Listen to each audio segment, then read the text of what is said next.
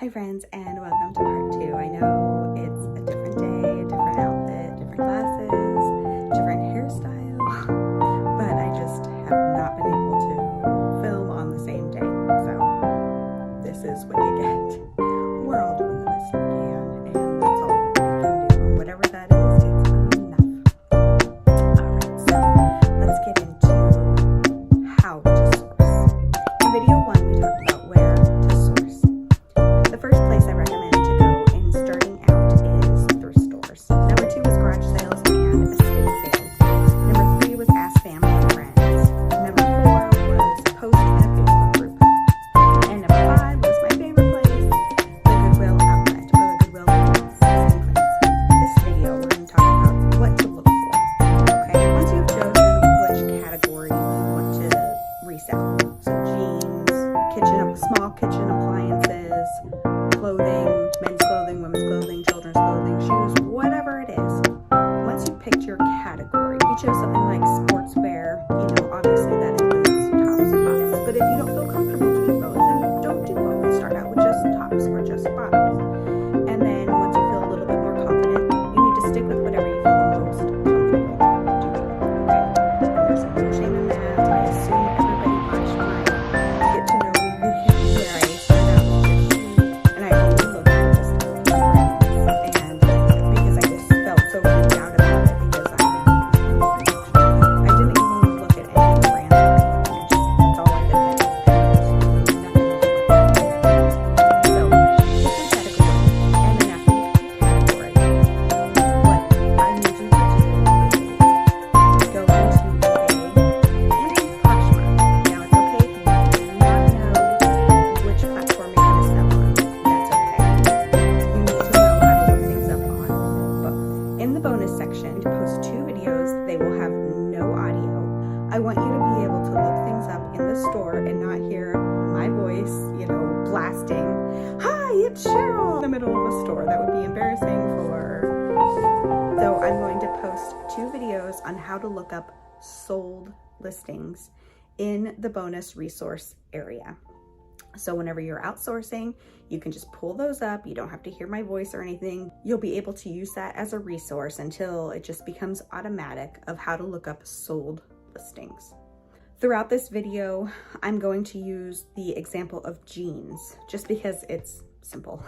It's applicable to whatever you're going to sell, but for training purposes, we're going to focus on just jeans, okay? So the very first thing that you need to know is how to look up sold listings. This is super important because anybody can ask any amount of money for anything. I know for a fact there's a Diana bear on eBay, at least a little while ago, that was listed for like $300,000 to $500,000. They keep on changing their price. And I know this because somebody gave me a big box of Beanie Babies to sell that had some value.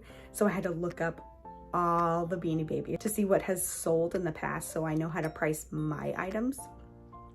And yeah, there's somebody asking, like, at one time it was $579,000, and then they dropped it down to $389,000. It's been all the prices in between the two for a while. They have not sold it. Just want to be clear about that, and I'll look it up, and if it's still on there, I'll post it in over here or over here.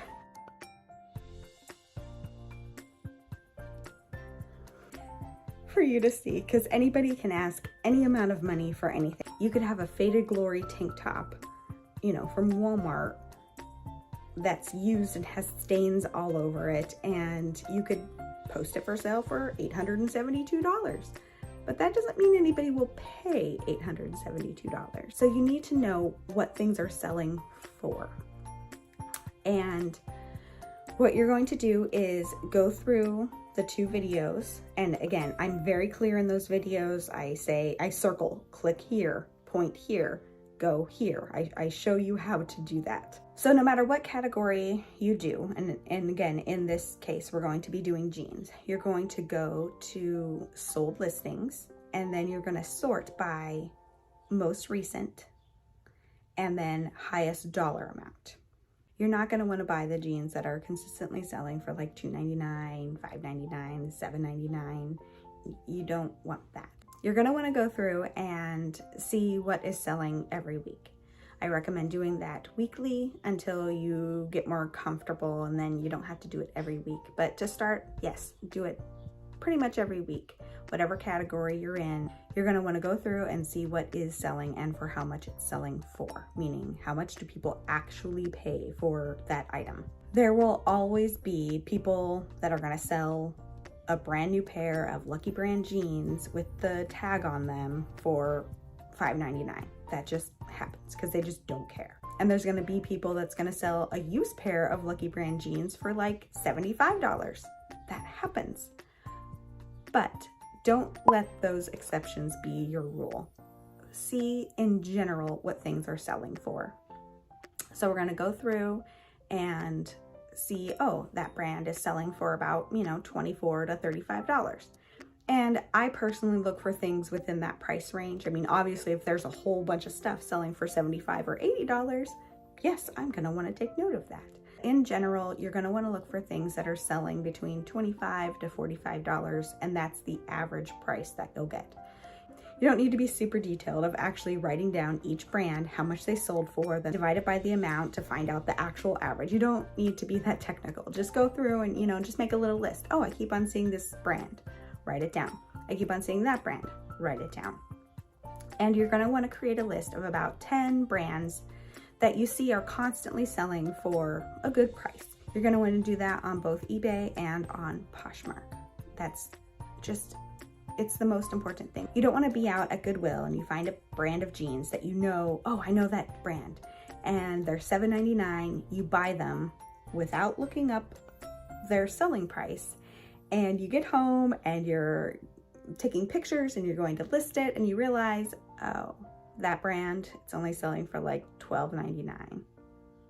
It's not really worth the $8 investment to only sell it for $12.99. Now, I will say, any profit is profit. You're going to make a few bucks, sure. However, I strongly advise paying as little amount of money out of your pocket as your upfront expense to invest in an item as physically possible.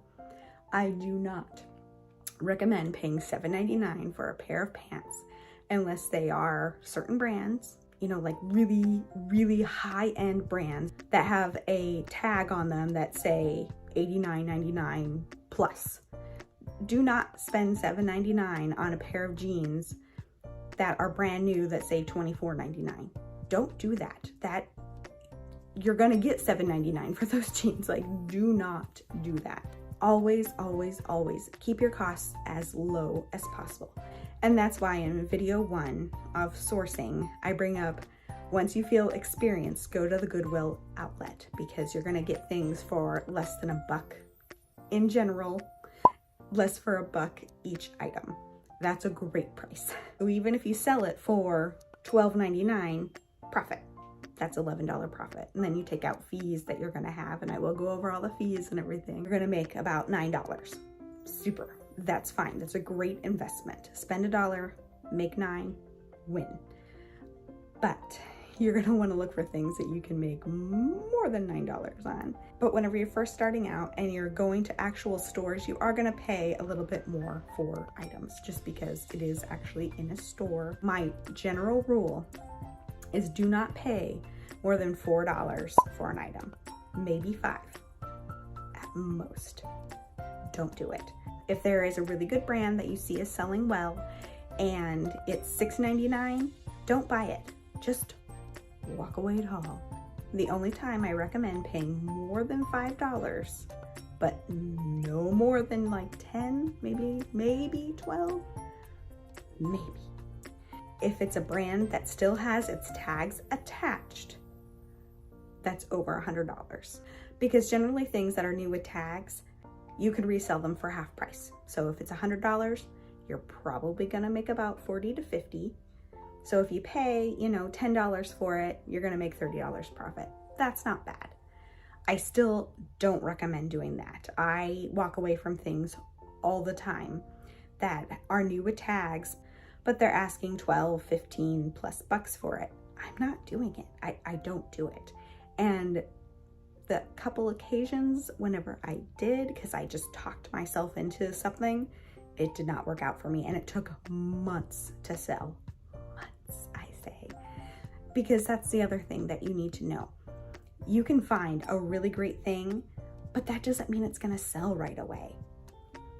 Whenever it comes to reselling, you have no idea how quickly things are going to sell. I have bought things that are stunning, excellent, perfect condition, not a stain. They're either new or used, either one. I've had this happen with both new with tags and used, but look perfect. And I paid a little bit more than I should have for it. And then I sat on it for months, like 18 months before it sold. And I had to end up reducing the price down lower than I wanted. So you just don't know. And so everything I say, you need to not take as gospel. You need to take it as, in general, this will happen. In general, this won't happen. But there are always exceptions to the rule. There was one time I was at my beloved Goodwill outlet, and this is back whenever I was just doing shoes. There was a pair of motocross boots that I saw there, and I was like, oh, that's different. I'm gonna go ahead and get those. And they were heavier because, you know, they went up the shin. But I had enough shoes, it made it worth it, so I went ahead and bought them. So whenever I got them home, I was cleaning them, and I realized one of the little latches that click it tight, I realized that it was broken. So I went ahead and I just cleaned them up anyway. I posted them for sale on eBay.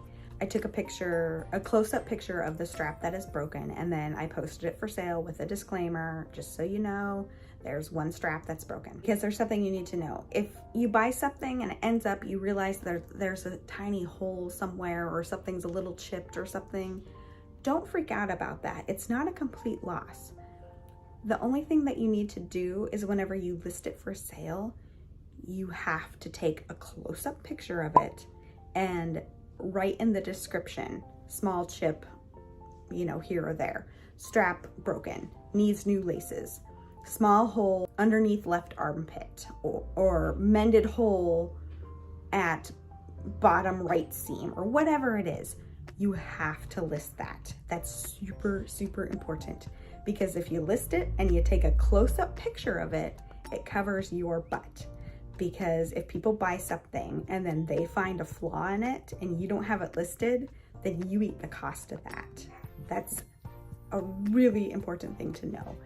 And you don't want to get yourself into that situation. It will happen. It's happened to me a few times where I listed something and then they got it and I was like, oh man, I totally missed that.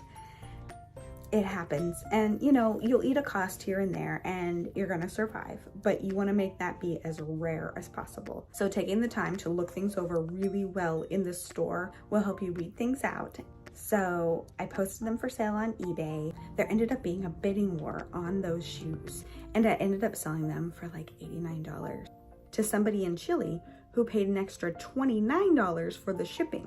So, you know, these shoes that I bought that I thought were gonna be great, then they were damaged, ended up selling for a lot of money. I mean, I had so many bids. I think I had, if I recall, there was like 29 bids on those shoes, and I posted them for like $7.99 to start, just because, you know, they were broken. I didn't think that anybody was gonna buy them, and I think I paid like $1 something for them at the time, and I was like, I'll just post them and whatever happens, happens, it's fine.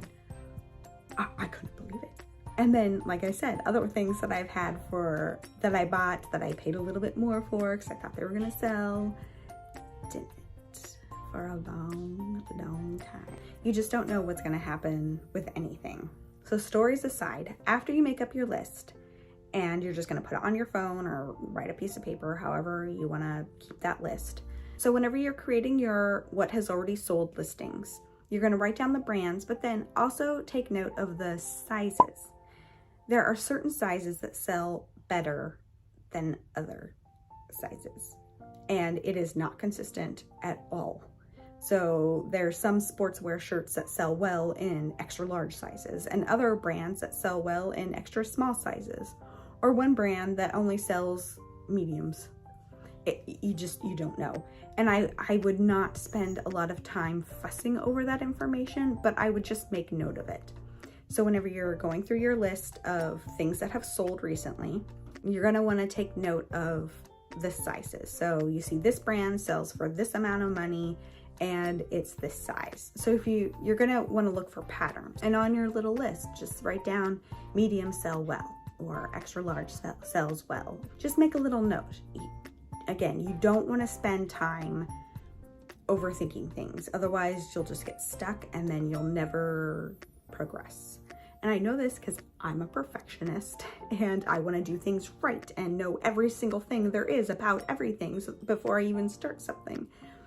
And you don't want to be like that. It will end up handicapping you in a lot of ways, just like it did me. I mean, I spent hours in the Salvation Army waiting for my friend to reply to me because she was out doing something else and didn't get back to me. So I just hung out in Salvation Army, and that was a complete waste of time.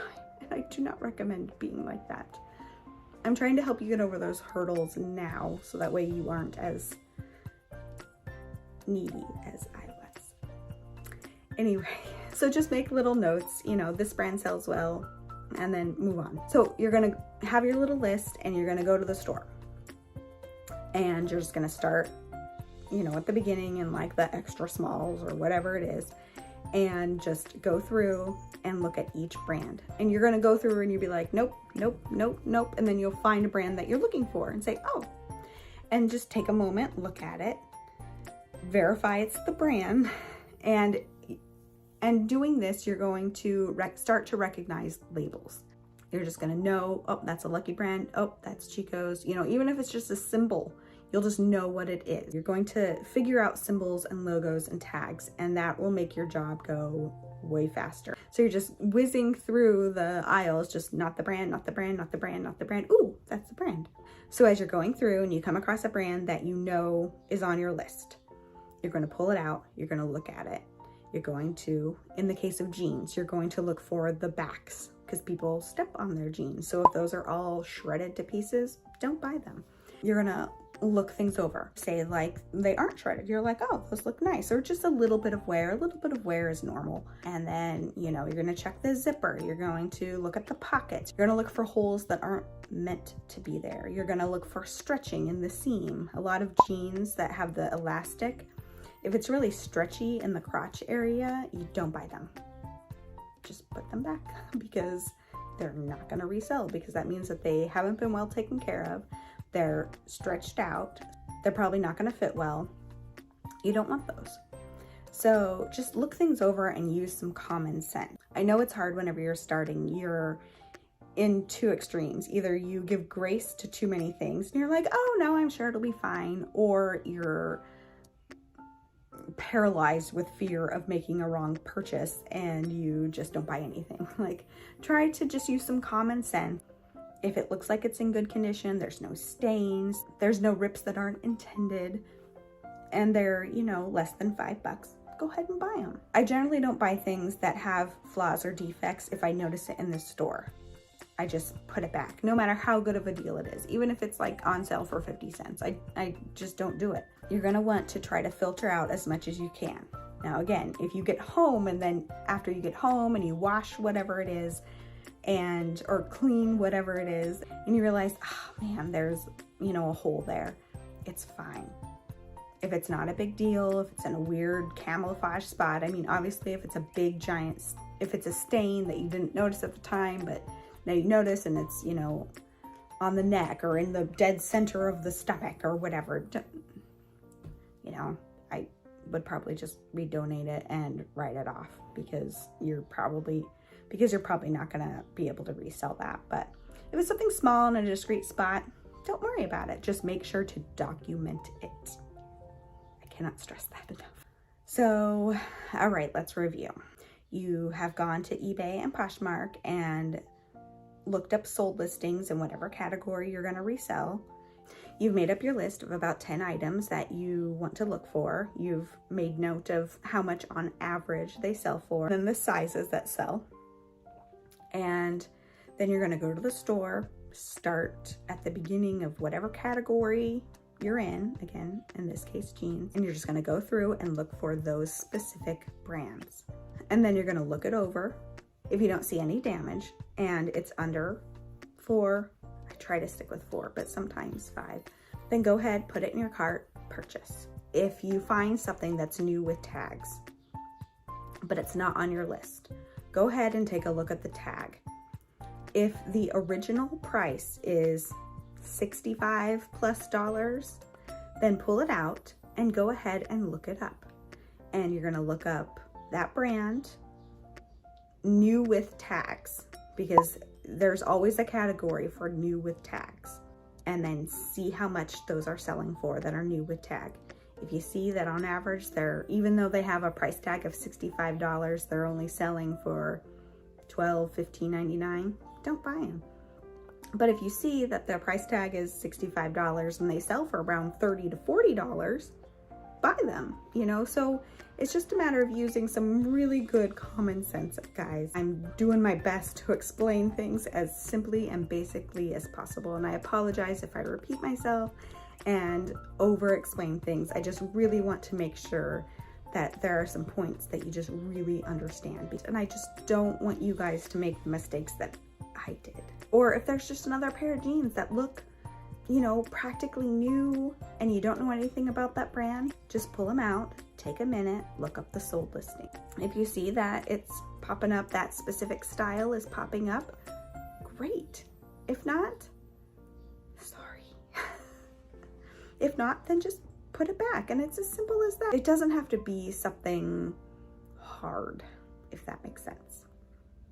And when in doubt, just put it back. So that's pretty much the process of how to source. It's just taking your time, having your list, and price checking things. Once you get really good at looking at those, you know, 10 brands-ish, then branch out a little bit. So as you get comfortable and confident in your skills and in going through and looking up those 10 brands you already know, and in checking other brands that you see along the way, because it will happen whenever you're outsourcing. You're going to run across something and you're going to be like, wow, that's really great. I think that might sell well. I don't know. And then looking it up, if it's something that sells well, add it to your list. And so you're going to slowly start to make a bigger list and a bigger list and a bigger list. It's just what happens naturally. And that's what you want to happen, to the point where you have enough stuff logged in your head that you're able to just go through and just pull stuff. And even though I've been doing this for as long as I have, there's still stuff that I'm just going through and I'm like, oh, I haven't ran across that brand before. I wonder what it is. And I'll stop and look it up. It's just going to become second nature. So that way you don't waste time doing things that you don't need to. It doesn't take very long to look up a sold listing. It just doesn't. Just take a moment, do it. If you stick to this process, I guarantee that just naturally you will progress to build your inventory. You're gonna build your knowledge. And going back once a week, just pick a day. Like Fridays, you're gonna spend, 30 minutes going through and looking at sold listings and see what sold this past week. So that way you stay on top of trends, because, sometimes things sell well and then all of a sudden it doesn't.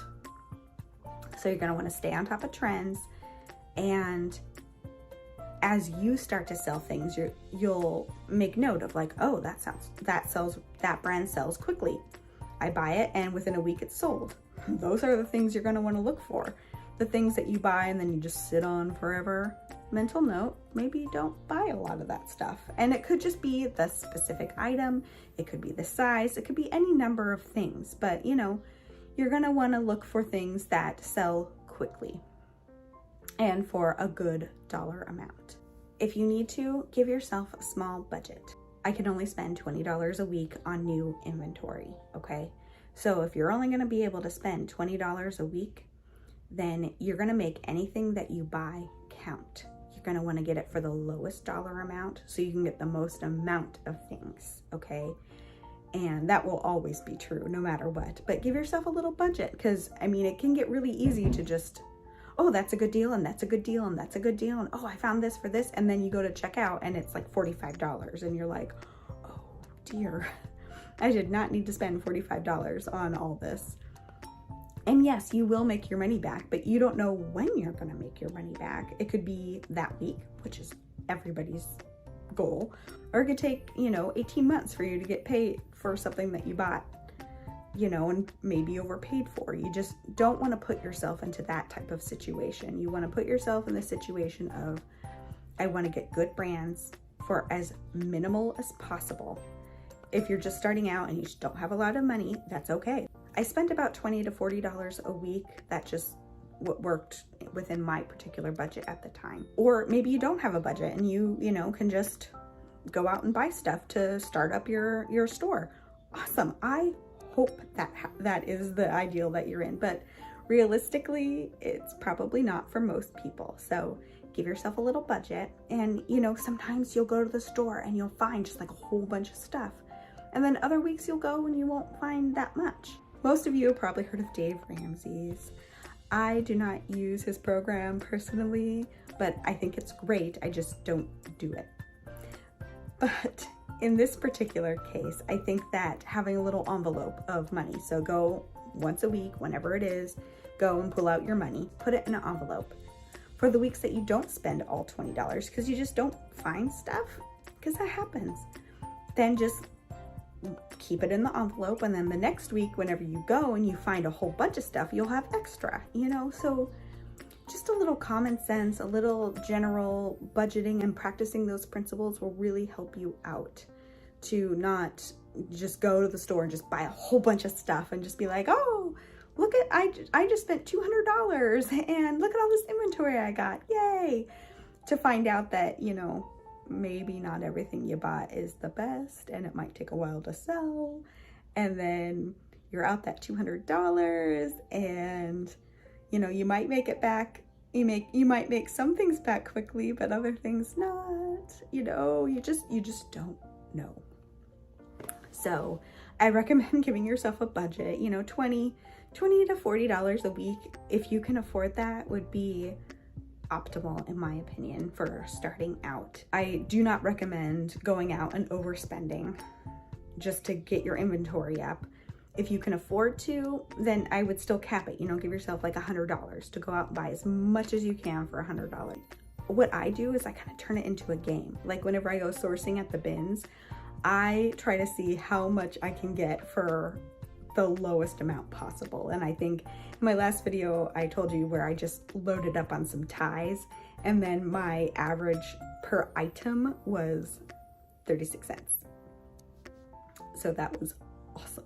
But I have not repeated that, and I don't do that all the time. Usually whenever I source at the Goodwill bins, I come home and my haul is about 75 to maybe 95 cents per item, which is still great. I mean, that's excellent. That is everybody's goal, is to get things $1 or less. That's where you want to be, but it doesn't always happen. And if you don't have a Goodwill outlet near you, I'm sorry, my heart breaks for you, because you're going to have to try to make things work without that resource. But whenever you're just starting out, it doesn't matter anyway. But just try as hard as you can to keep your costs down low. And there have been times where I have overpaid for stuff. Prime example. So there were a whole bunch of Brooks Brothers ties at an actual Goodwill store, and they were all $9.99. And I know Brooks Brothers ties sell for a lot of money. So I was like, I got so excited about it, but I wasn't gonna pay 10 bucks per tie. I knew I couldn't do that. I knew the color tag and all the ties would be half off the following week. Up the Goodwill color tag order online. And so I knew that they would all be 50% off the following week. So I was like, that's it. I'll just wait till next week. So I took them and I put them all in the back rows of all the tie. There was a whole bunch of different tie rows like facing out at you. So I put them all behind. And I went back the next week and sure enough, they were there. So I bought them all at $5 each. A situation that I will always regret.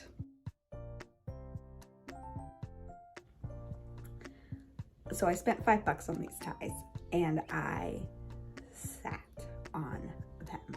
I sat on them for a long time. I think I still have some that I haven't sold.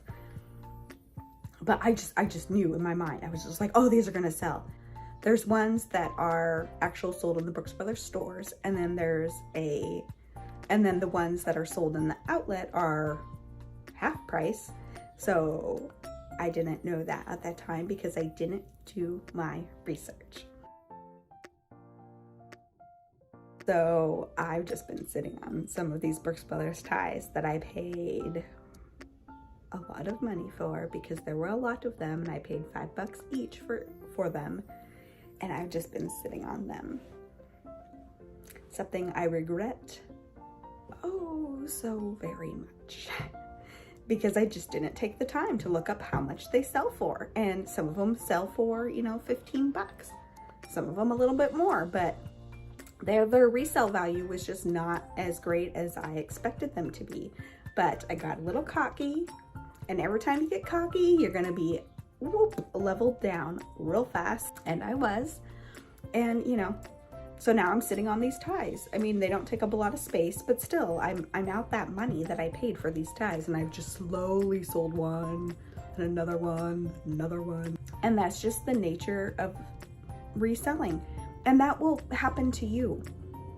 I'm not going to try to charm you with the rare occasions whenever I've sold things for way more, like I did those motocross boots. And there have been times whenever I've overpaid for something and then either sold it for very little profit, like maybe $4, or I just sat on them for a long time.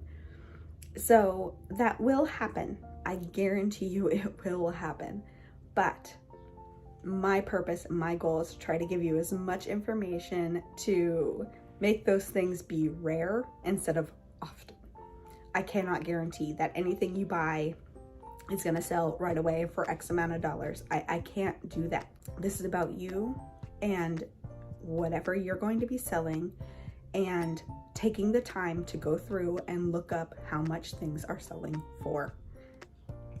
And it changes all the time. There have been times whenever I've just sold through certain brands. I was just selling, and then it just stopped and nobody was buying that brand anymore. And I'm like, it's just how things happen.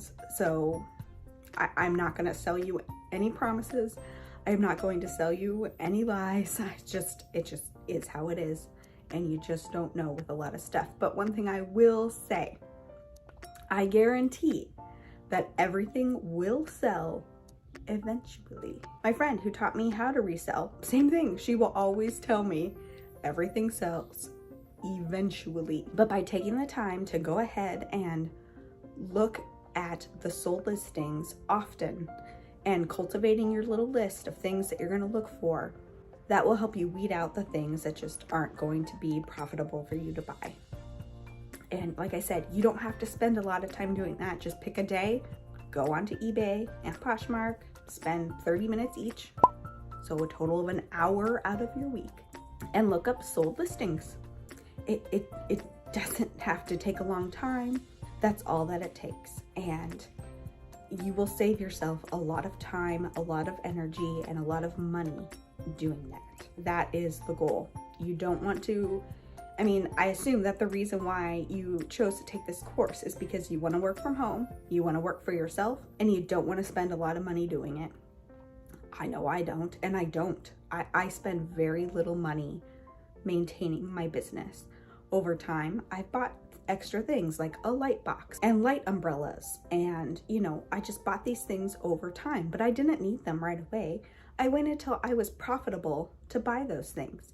And if you have a little extra money and you can afford to buy a backdrop and a lighting kit, do it. You can find some great deals. So if you're in a place where you have, you know, you can spend about $100, maybe $150 to buy some lighting stuff.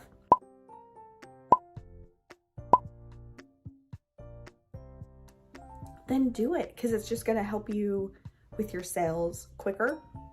But if you don't, that's okay. And my whole course is going to be doing things with and without a light box. And whenever you come to my how to take photographs class, I will do it with and without a light box. I'll teach you how to utilize different parts of your house, where to look for to get the best lighting that is going to help you show off your garments to look beautiful. But again, you just want to keep your costs low.